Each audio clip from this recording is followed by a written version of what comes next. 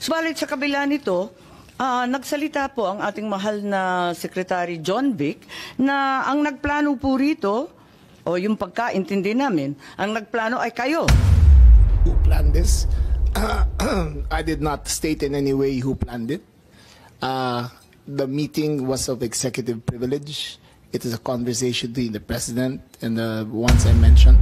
Going into the country, kung gusto nila pumasok dito upang manghuhuli at magpasagawa ng warrant na kanila pong na-issue po siguro ng ICC pagdating ng panahon, kailangan ho itong dumaan sa ating court system. Derived from 18 February 2023, President Ferdinand R. Marcos Jr. said the following, and the clip is here.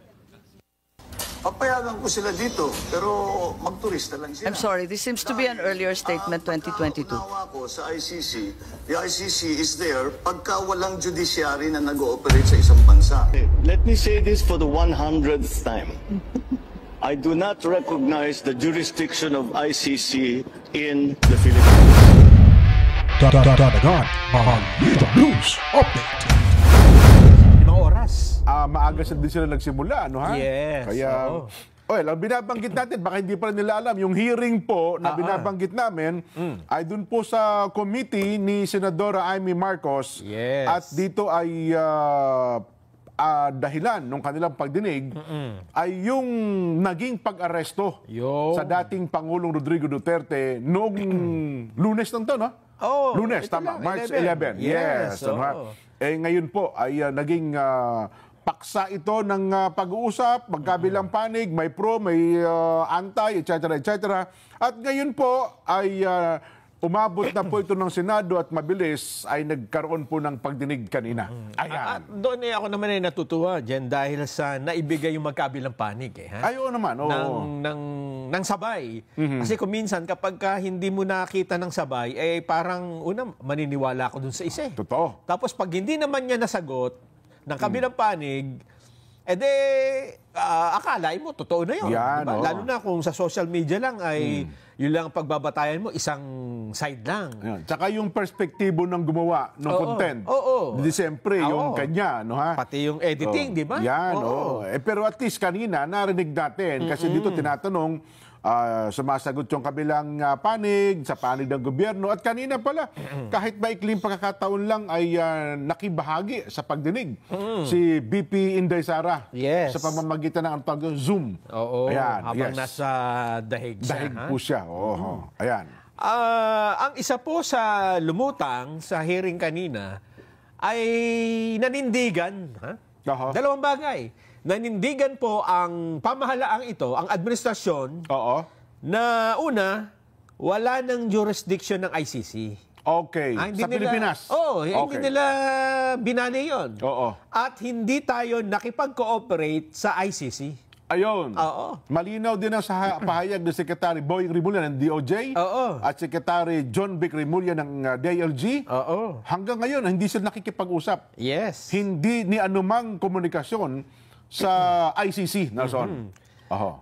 Kaya ang naging usapan ngayon, kung hindi tayo nakipag-cooperate sa ICC, kanino tayo nakipag-cooperate?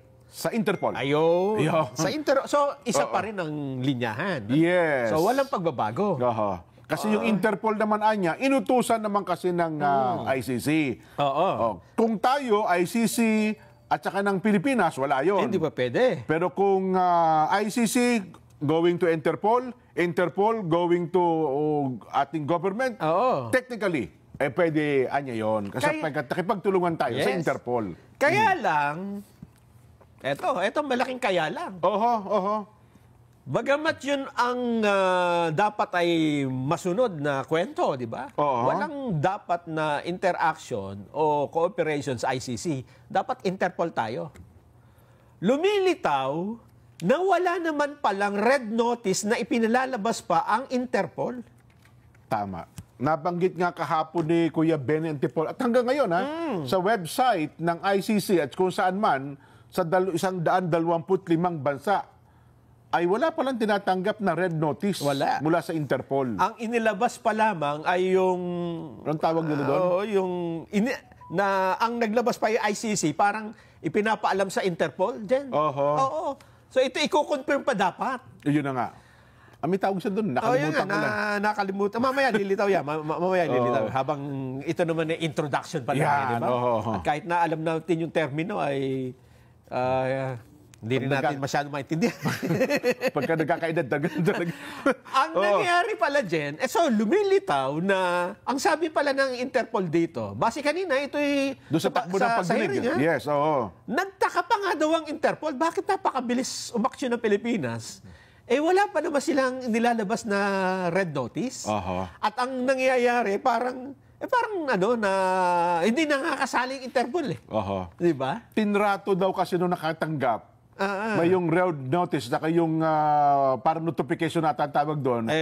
Parang halos parehas lang naman. Magkasing bigat. Oo. Halos wala naman. Nagkaiba lang anya nung terminolohiya, pangalan. Pero parang kung bigat anya pag-uusapan, parang ganun din ho naman anya yun. Ayun nga. Yun nga ang sinasabi nila. Yan. Pero, lumilitaw na meron pa silang sinasabi dito, Jen. Ha? Tinanong din si General Torre, andun din eh. Yes. Isa sa mga ginisa, nagisa ni Senadora Amy Marcos. So, walang red notice. Okay. Wala rin pala silang dalang warrant of arrest, Jen. Anong tagpo na yon? Tama. Wala talaga. At ang dala nila ay cellphone. Oo. Aminado naman sila doon. At dinadownload pa nila. Ibig ba sabihin, Jen, ha? Ewan ko, ha? Ba't hindi mo na kinag-print, di ba? Bago niyo puntahan yung tao. Ibig sabihin, nagmamadali, di ba? Kung ikaw ba ay hindi nagmamadali, gaano ba katagal nyo para i-print mo, di ba? Para ipakita mo yung warrant of arrest. Ako sa tingin ko, talagang sinadyang wala yung warrant of arrest. Ako sa sarili ko, Para? Kasi kinikilala naman nila anya, yung soft copy tsaka yung hard copy anya. Pwede mo anyang basahin niya na ikaw po ay merong warrant of arrest, ito po ang nakalagay doon, etc. etc. Kung gusto mo po makita ang kopya, technically, pwede mo namang hingin later on. Ang problema, Jen, hindi pa nga nila nadadownload eh. Well, tama ka doon. Kaya sabi nila, bakit ito ang tagal? Bakit hindi? Kasi doon sa aeroplano, mahina signal. Kasi doon pa lang pala sila sa tube eh. Pagbaba pa lang pala, disembark pa lang pala, no? Yun. Ang tawag pala, red diffusion. Hindi red notice. Yes. Diffusion. Diffusion ng tawag. Yung terminolohiya pala ibig sabihin. Ang problema, sinabi lang, hindi naman, wala nang problema kasi nag-print naman kami. Yun. Nung na-print na dyan, nabasa na. Nabasa ngayon ni Senador Alan Peter Cayetano yung warrant of arrest. May kopya siya. Okay. Kasi may iniimbestigahan na eh. Nakalagay pala doon dyan sa warrant of arrest na ang isa sa ibinibintang sa dating Pangulo, kaya siya inaaresto ay tungkol sa rape. Jen, rape. Rape ba? Doon sa Hindi crimes against humanity? Kasama yun. Okay. Kaya lang isinama doon para sa pag-aksyon ng... narinig ko. Kaya nga tinanong niya, dito ba sa hearing na ito, meron ba kayong alam na ang Pangulo ay may aligasyon, may kaso na... Hindi ko na na-skip ko ata yung tagpo na yan. Ng abuso, ng kababaihan? Wala. Pero nandun sa Kaya ang sabi niya, kaya nga importante na ipapakita mo yung warrant. Kasi pwedeng questionin yan. At kung ito ay nakita at nabasa, pwede yung questionin sa korte. Kasi hindi naman sasabihin daw dito, bakit merong ganito? Ba't nyo ko arestuhin sa kasong nakalagay dito na rape? Wala namang... diba? Yun yung isang punto na lumabas kanina. Alam mo kasi mga abogado, pag nag-usap, minsan teknikalidad, saka simpleng salita, alam mo naman, may mabibigat na kahulugan para sa kanila yan eh. Ang problema dyan, nanindigan din si DOJ Secretary Gilbert Remulla na hindi... DILG Secretary.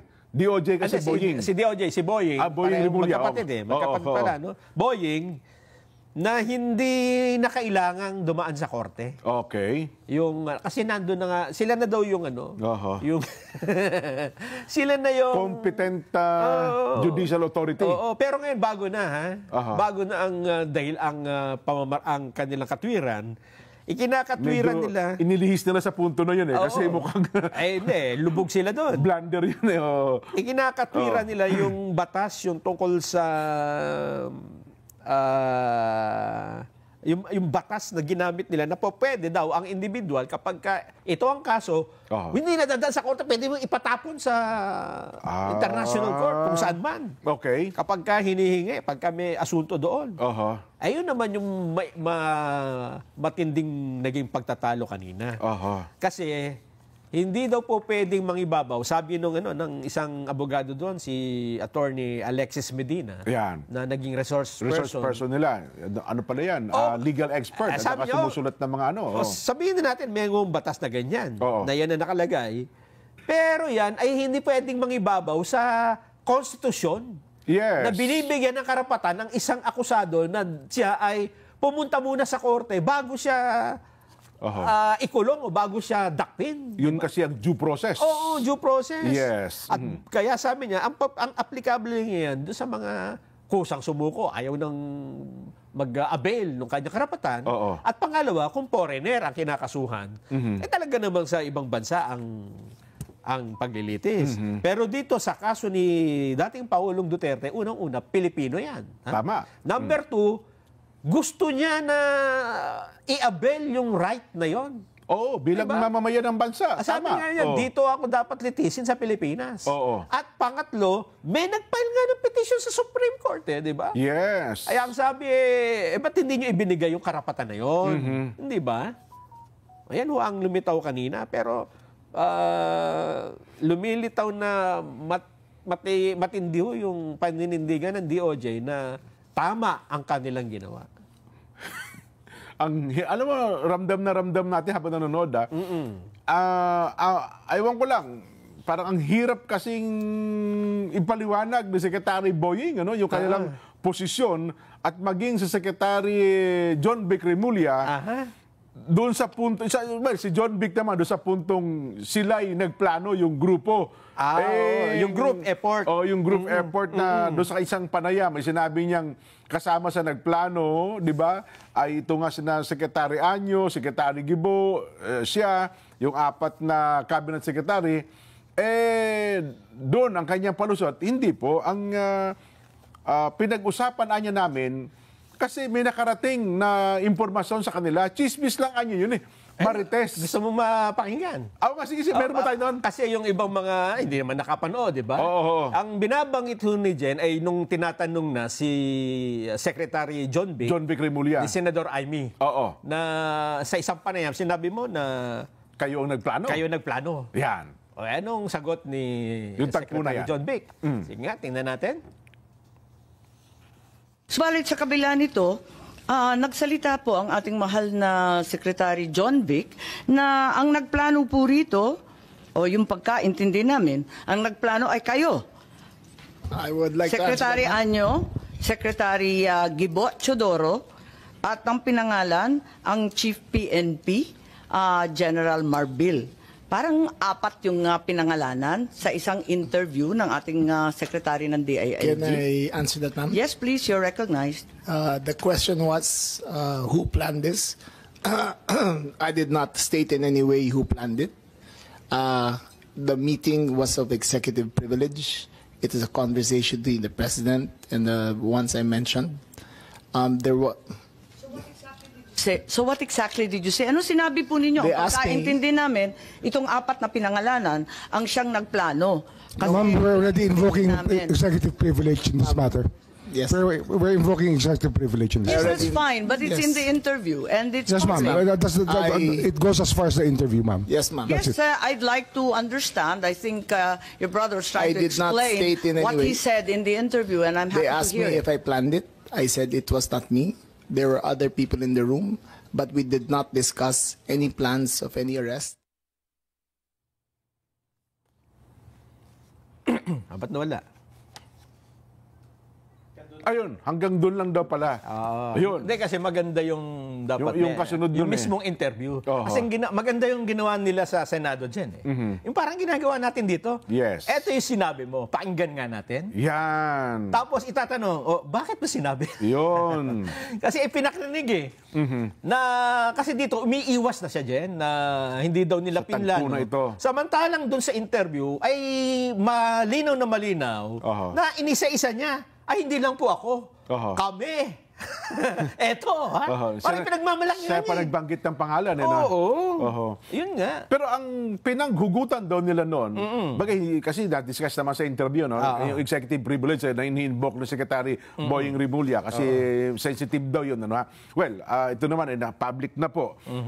Doon sa punto na kasi nasabi niya ni dating Pangulong Duterte, no, sila nasa Hong Kong, na meron na raw arrest warrant sa kanya ang ICC.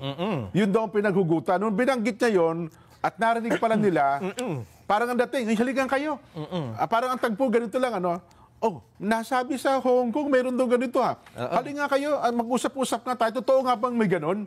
Parang ganon daw pala ang pinagmulan noon. Ganon ang yun yung ibig sabihin? Yun daw ang kanyang ibig sabihin. Sabi, galing ito sa isang marites lang naman, chismis. Bilang anya, siyempre, mga otoridad ng ating pamahalaan, maging ready tayo sa anumang eventuality, nagpulong anya kami. Ibig sabihin nga, nagmamadali ka? Kasi chismis pa lang, nag-meeting na kayo, di ba? Ayun ang punto. Tapos yung wala pa nga yung warrant, dina-download mo pa, inaresto mo na. Yan ang ipinupunto. Diba? Bakit ka nagmamadali? Yun ang katanungan doon, di ba? Samantalang nung dalhin ang dating Pangulo dyan sa dahig, hinarap, di ba? Tama. Nagmamadali ba ang ICC sa pagdinig sa kanya? Hindi, September pa yung susunod. Hindi ba? Susunod na pagdinig. Napakatagal pa. Ibig sabihin, kung hinayaan natin ang dating Pangulo na dumaan sa proseso, yung due process. Ibigay yung mga hinihingi niyang due process na nakalatag naman sa batas eh. Wala sana pinag-uusapan ngayon. Yes. Wala sanang masama ang loob. Kasi ang sabi, ang nilabas lang naman na niya diffusion hindi naman na niya red notice. Ayun nga. Binabanggit nga nung si Ginoong Alcantara ba yun? Nung siya tinatanong ni Senadora Amy, para sa amin na yan, tinatrato, diffusion at saka red notice. Although magkaiba yan, parehas lang anya ang trato natin doon sa diffusion at saka sa red notice. Sabi ng ICC, sabi ng Interpol, teka, ngayon lang kami nakakita ng ganyan. Hindi nga anya namin alam yung dokumento eh. Kasi may comparison yung red notice na binigay kay Tebes, Arne Tebes.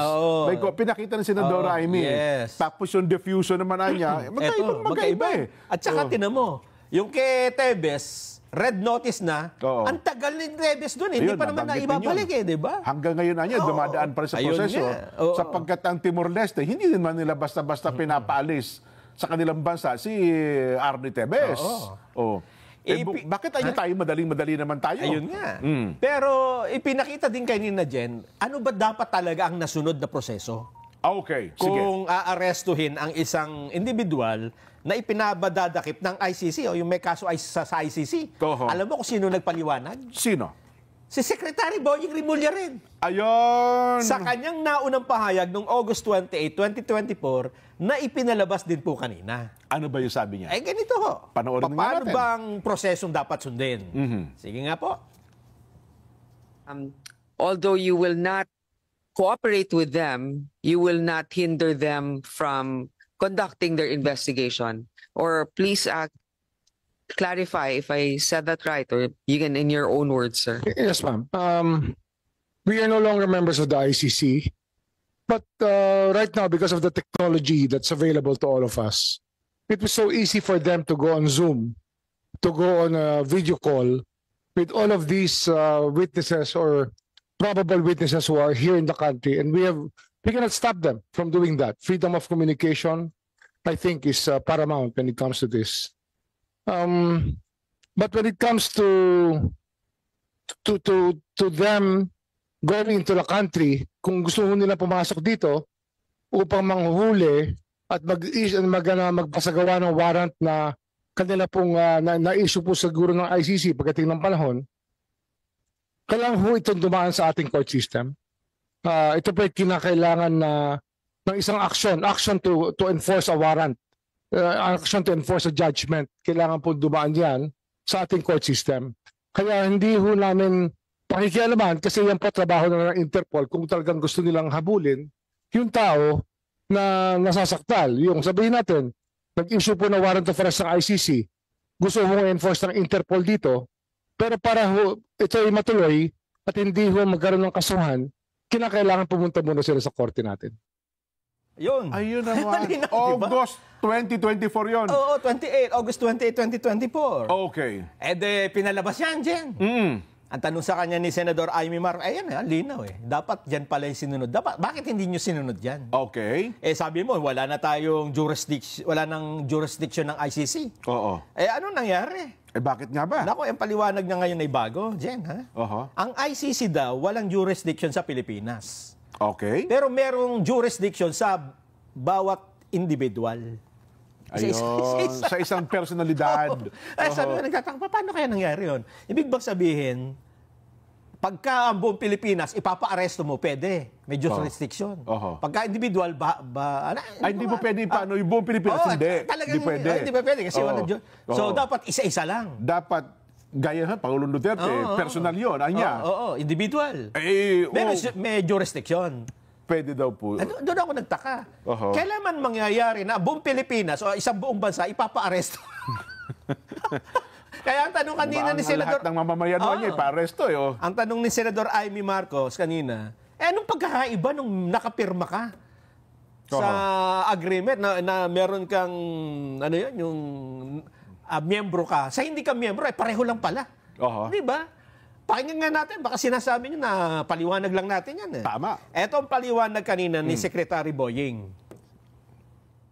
May I recall a clip derived from 18 February 2023. President Ferdinand R. Marcos Jr. said the following, and the clip is here. Papayagan ko sila dito, pero magturista lang sila. I'm sorry, this seems to be an earlier statement, 2022. Pagkaunawa ko sa ICC, the ICC is there pagka walang judiciary na nag-ooperate sa isang bansa. Dahil nagkagera, dahil nasira lahat, the economy has collapsed, etc., for whatever reason. Diyan papasok ang ICC. We have a functioning judiciary.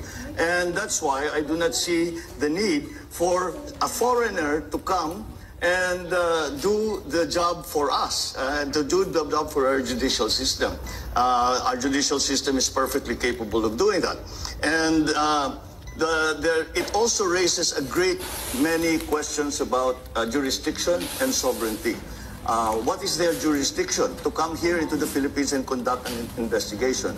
Is that not a violation of our rights as a sovereign nation in the community of nations? Those questions need to be answered before they can be allowed any investigation. Senator Bongbong, maraming salamat. Oh my, that went very quickly. Maraming salamat. Thank you for your time. God bless you. No. You have misread it. We do not cooperate with the ICC. That is the position of this government. Pero pag ni-red notice po ng Interpol, we will be obliged to participate. As Secretary Remulla explained before, we have obligations to Interpol, and we have to live up to those obligations. And therefore, the net is that Interpol. Okay, let me say this for the 100th time. I do not recognize the jurisdiction of ICC in the Philippines. I consider it as a threat to our sovereignty. Therefore, the Philippine government will not lift a finger to help any investigation that the ICC conducts. However, as ordinary people, they can come and visit the Philippines. Pero hindi kami tutulong sa kanila. In fact, binabantayan namin sila, making sure that hindi sila that they do not come into contact with any agency of government. And if they are contacting agencies of government, na sasabihin yung whatever, policeman, local government, sabihin nyo, wag nyo sasagutin. Yun ang sagot natin, that we do not recognize your jurisdiction, therefore we will not assist in any way, shape, or form any of the investigations that the ICC is doing here in the Philippines. Okay. Thank you, sir. That's it. All right. Malinaw. Anong paliwanag ni... May karugtong pa? Oh, yung paliwanag. Yung paliwanag ni Senadora Amy. Ni Remulla. Secretary Remulla. Yun. Ma'am, jurisdiction of the ICC is throughout the world. We belong to a community of nations Regardless that of is those tied who are together by a legal system called international humanitarian law. It is something adopted by more than 150 countries in the world. International humanitarian law, which became a law in 2009 or 2010. And that law, that domestic law, is what we adhere to in this case. The ICC tries people for individual crimes, not states. So the Philippines, as a state, cannot be called upon by the ICC to do something for them.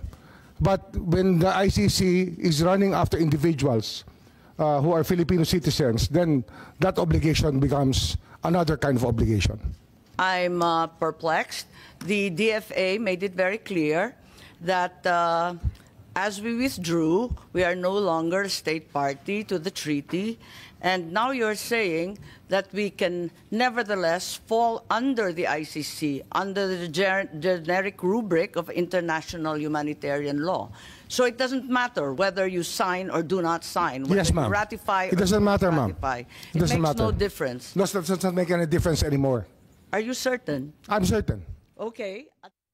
Yun, sinasabi natin. So, walang pagkakaiba halos. Bakit pa Hindi ba? Kasi magkaiba daw yung obligasyon ng gobyerno sa kabuuan at saka yung individual person na naharap sa kaso. Naku po. At mukhang yun ang pinanindigan. Dun sa ilalim ng international humanitarian law. Yes. Oo. Kaya sabi nga nung abogadong nandun, Attorney Medina, may batas nga niya, pero hindi pa rin yan hindi yan mas malakas, hindi yan mas mataas doon sa due process o katarungang itinatadhana ng saligang batas. Hindi yan mangingibabaw. Oo. At hindi dahil may batas na dyan ay nababawasan yung karapatan ng isang akusado under sa Philippine Constitution. Kaya nga sabi kayo ni Senador Alan Cayetano bilang isang abogado, kapag sakali man may conflict sa international, ang mangingibabaw pa rin yung konstitusyon ng Pilipinas. Hindi ang susundin natin ay ang batas ng mira sa iba't ibang mga bansa. Di ba? At doon naman sa diffusion versus red notice, kasi red notice, Interpol na mismo ang naglabas Parang yung 100 diffusion, na yan ang alert na nilabas ng ICC. So kung nakipag-cooperate ka, base sa isang diffusion lamang at hindi sa red notice, doon ka nakipag-cooperate sa ICC. So ang diffusion kasi dapat ibibigay sa Interpol. Oo, sila maglalabas yung Interpol ang maglalabas ng red notice. Para dun sa... pwede nga namang umakto sa diffusion. Kaya lang, sinabi mo nga hindi ka makikipag-cooperate. Bakit ka nakipag-cooperate? Dapat dinifuse nyo. Dapat dinifuse nyo. Alam mo, Jen, apakahirap po kasi na ituwid ang isang baluktot.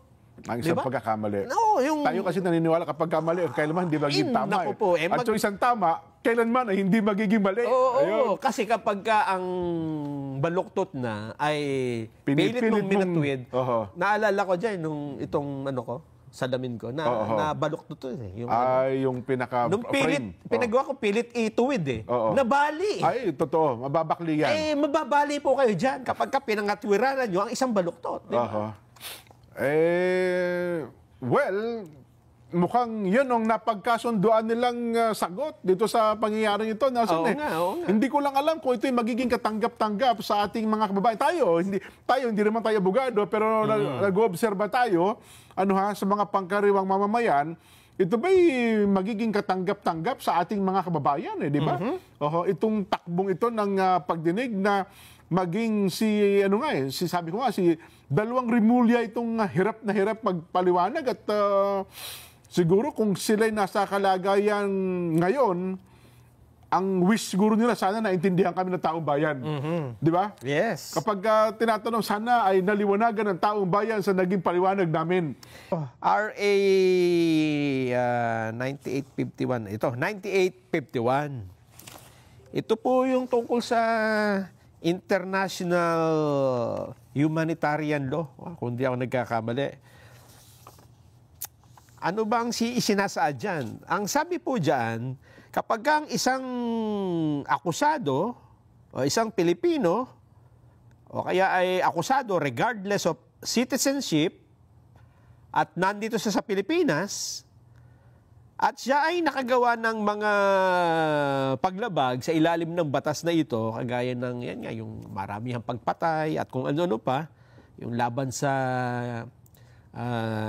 crimes against humanity, at siya ay may asunto sa ibang bansa, abay po pwede na raw siyang idiretso doon, hulihin ng Pilipinas at idiretso sa international tribunal kung saan man ito naroroon.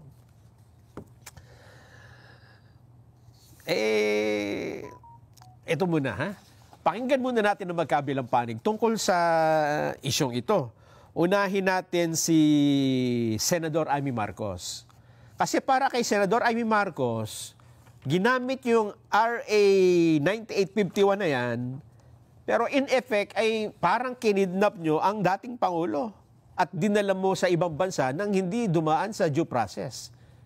Pakinggan nga ho natin ang Senador Amy Marcos sa kanyang konklusyon kanina. Parang ito yung kanyang konklusyon sa nangyari tungkol sa pagkaka-aresto kay dating Pangulong Duterte.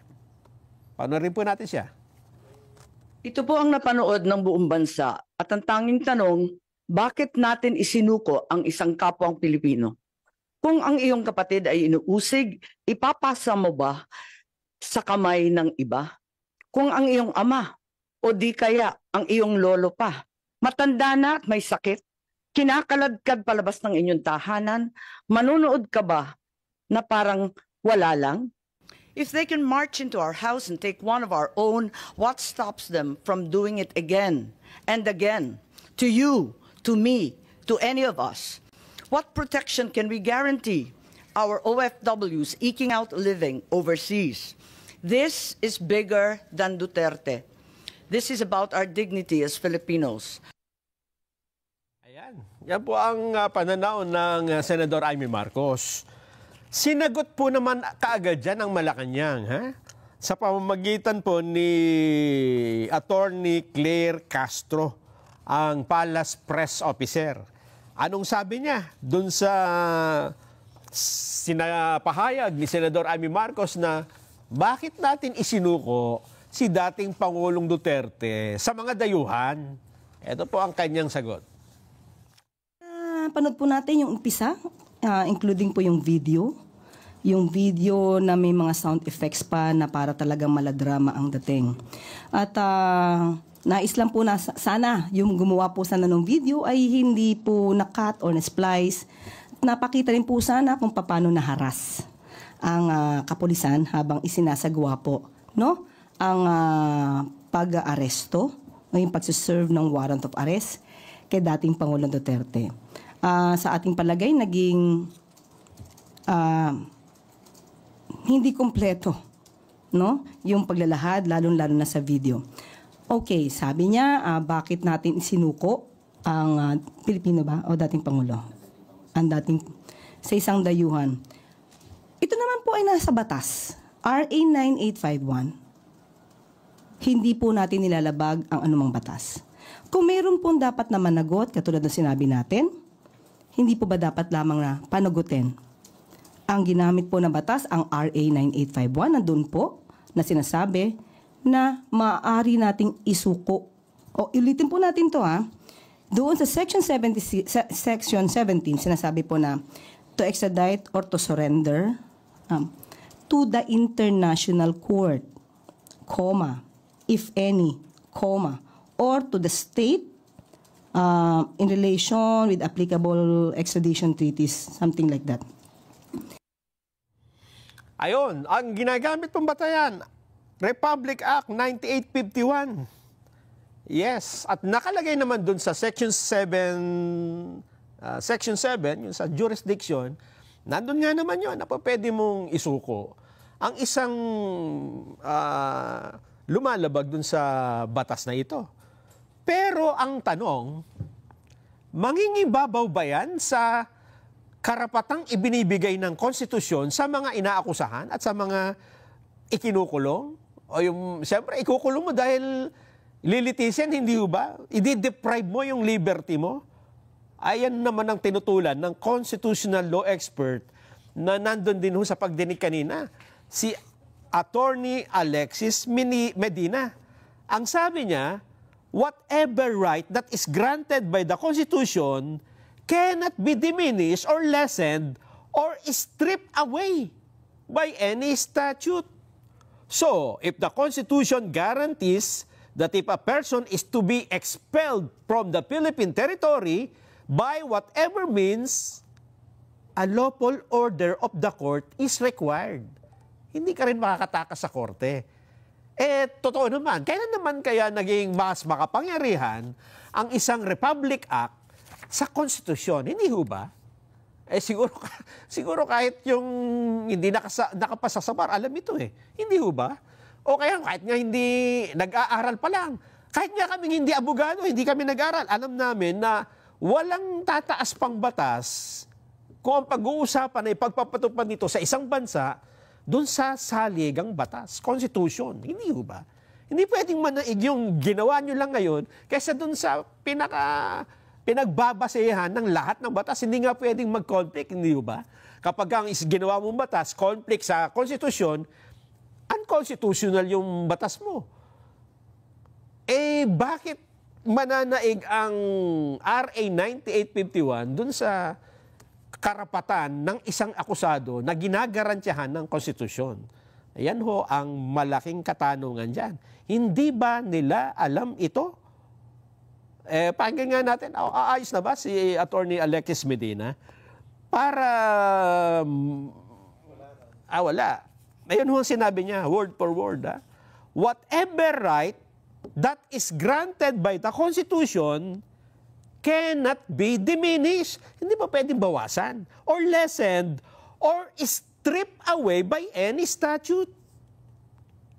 So if the Constitution guarantees that if a person is to be expelled from the Philippine territory by whatever means, a lawful order of the court is required. Eh, hintayin po natin yung magiging desisyon dito ng Korte Suprema kasi ito naman nasa kamay na ng Korte Suprema eh. Pero parang very sa tingin ko masyado pong madaling intindihin. Hindi ba? Madaling intindihin ang isyong ito at hindi siya masyadong malalim para ikaw ay mas paniwalaan mo yung hindi naman. Di ba? Parang common sense. Paano na naigang isang batas kaysa sa konstitusyon, sa saligang batas? Yun lamang po yan. Yan naman katanungan lang natin. At ang katunayan, naghahanda na po si Justice Secretary Crispin Remulla sa pagharap sa Korte Suprema. Dadaluho sila doon at magpapaliwanag. Ano kaya ipapaliwanag nila doon? Pakinggan ngayon natin kung paano sila naghahanda. Secretary Crispin Remulla.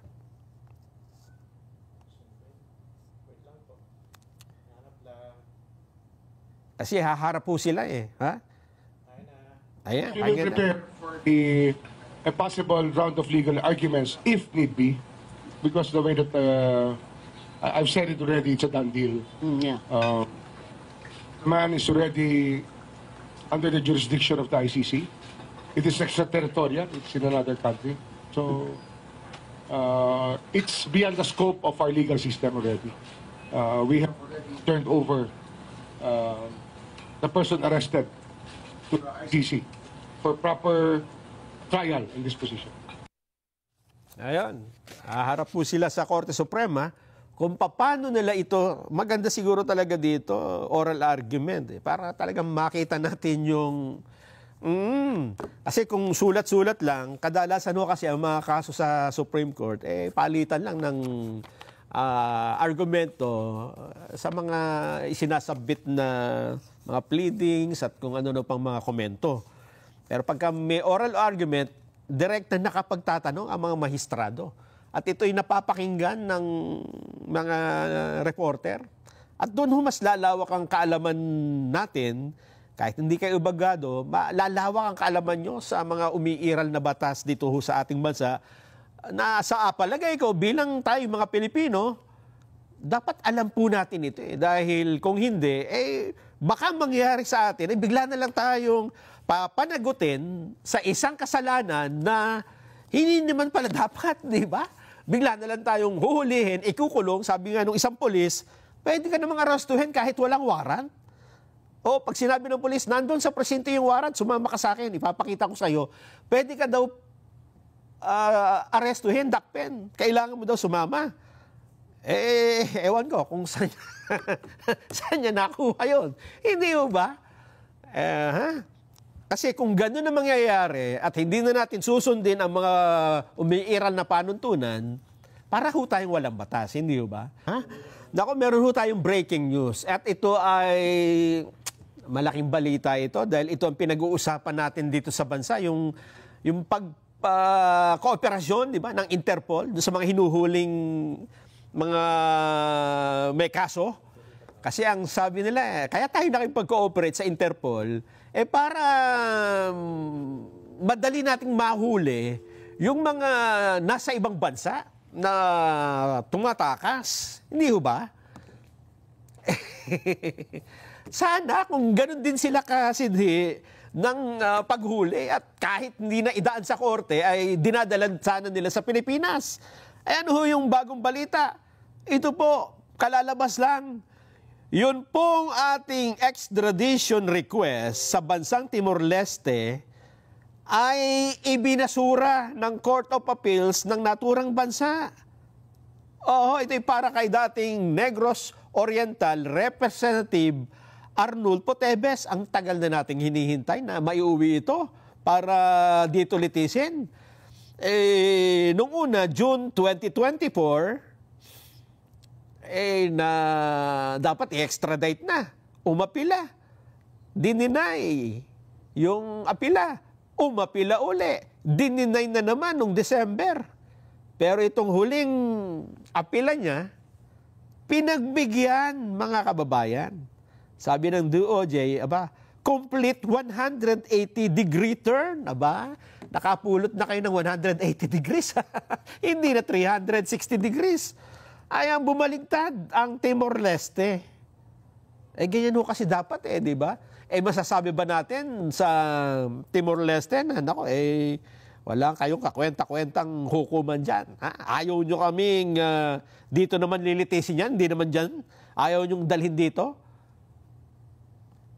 Bakit nga kami, yung ang dating Pangulo, hindi na nga namin hinarap sa korte, dinala na namin kaagad Pwede ba natin ikwatira nyo? Hindi, di ba? Kasi baka nga pagtawanan pa tayo. Kayo kasi masyado kayong di ba? Dapat, sinunod nyo muna yung due process para wala nang tanong-tanong, wala nang question. Tingnan mo si, ngingiti-ngiti ngayon itong si, Arnulfo Teves. Ba't nagkaganon? Baka naman yung mga posisyon na pinagbabanggit natin dito na mali-mali, yun din naman ang ginagawa natin doon sa ibang bansa. Hindi ba? Hindi na tayo magtataka kung bakit nadidismiss yung mga ganyan. Ibig sabihin, yung mga petisyon nila na pagbibigyan kontra sa Department of Justice. Dahil, dito pa lang sa mga paliwanag ninyo, napakalinaw na, ewan ko lang kung sino maniniwala sa inyo, di ba?